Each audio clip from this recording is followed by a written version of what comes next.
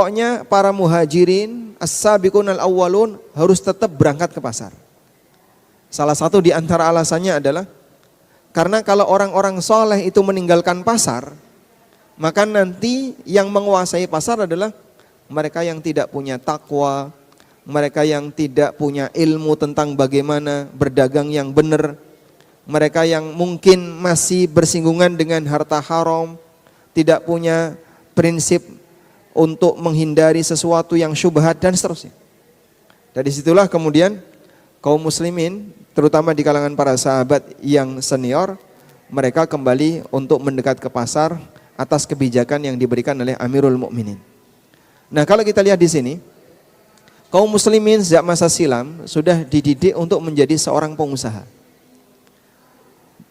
Sebaliknya di zaman sekarang, kita dominan kaum muslimin justru lebih senang menjadi karyawan. Makanya kan biasanya orang kalau kuliah, lalu dia lulus kuliah, rata-rata cita-citanya apa? Jadi pegawai PNS atau ASN, jadi karyawan di BUMN, daftar untuk karyawan perusahaan A, perusahaan B, perusahaan C. Sehingga wajar kalau kemudian pasar di sekitar kita dominan dikuasai oleh non-muslim. Karena kaum muslimin mayoritas mereka lebih senang, lebih menikmati kerja sebagai pegawai daripada menikmati sebagai pengusaha di pasar.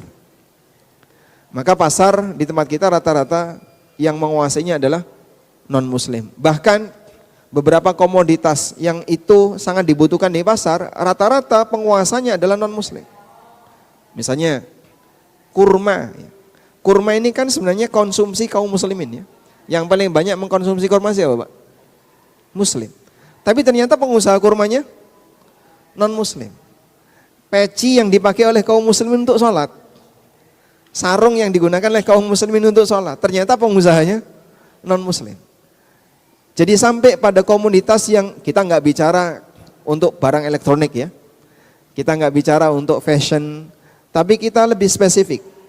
Kebutuhan dasar yang itu menjadi kebutuhan aktivitas kaum muslimin.